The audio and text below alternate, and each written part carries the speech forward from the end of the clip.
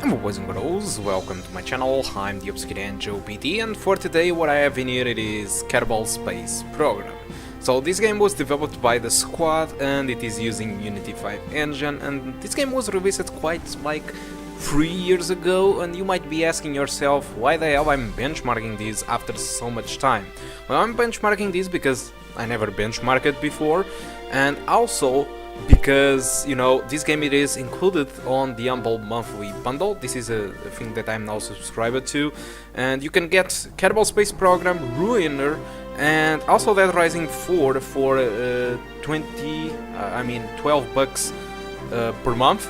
You can unsubscribe or subscribe again, whatever you want, and there will be more games offered in this month. So I think this is a really good pack, and since I never tested this game, I decided to give it a try. And so let me show you off the settings of this game. So as you can see, this is what I consider to be the maximum settings. So 1080p, 8x multi-sampling, no VSync. These bars are on maximum, these ones are not, because I think these ones only control the brightness. Last time I put these ones on max, the game just got too bright, so it felt a little bit unnatural. So textures are completely maxed out, I can change more than this. And there are some stuff in here that I have no idea what the hell is this. And this is not just the only bar that I don't know what the hell is this, because this game is actually very complex, and I struggled to try to find a place where I could benchmark, because I don't know how to play this game. This is very complex. It feels like an engineer's stuff, okay?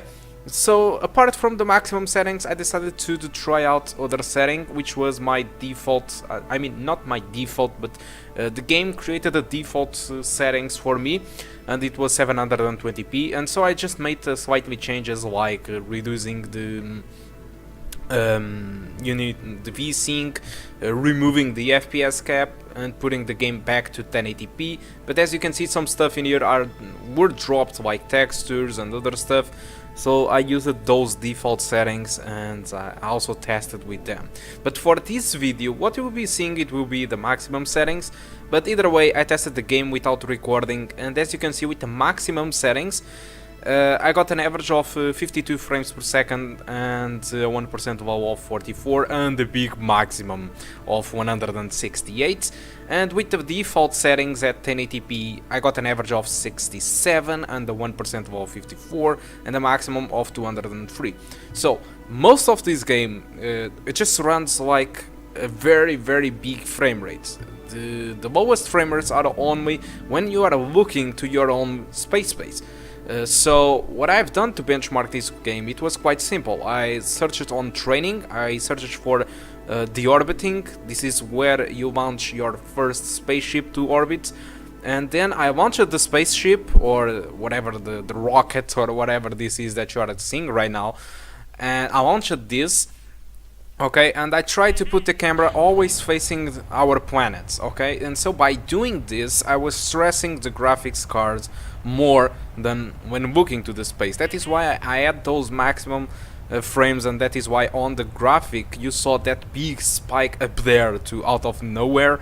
Those spikes are when you look to space. The game just runs at 100 frames per second, 200 frames per second. It runs very fine, but when you look to the Earth, okay, the game can get a little bit demanding and should drop to 50s or something.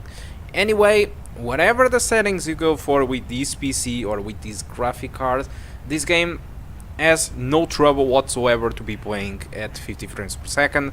This is because this game, it is mostly a game where you are going to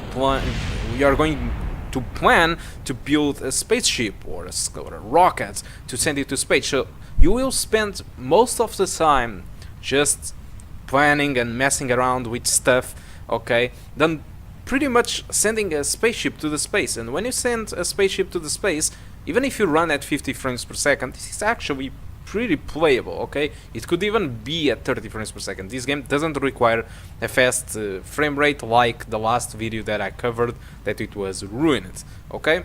So guys, that's all that I want to talk about Kerbal Space Program benchmark test. I mean, this is not a good video because I have no idea what the hell I'm doing in here. I don't know how to play this game, but I think it should be helpful to you how this game actually runs on this PC.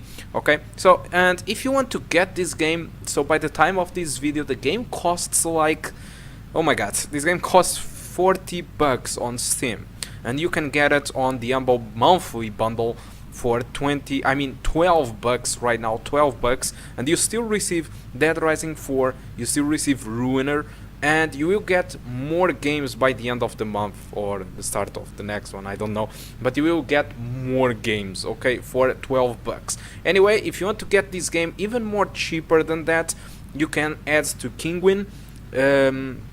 I'm pretty sure that it should be more cheaper there. So if you want to buy there, please use the affiliate link that I have on the description. By doing this, you will be helping the channel. Okay, you can do the same for the Humble bundle if you want to.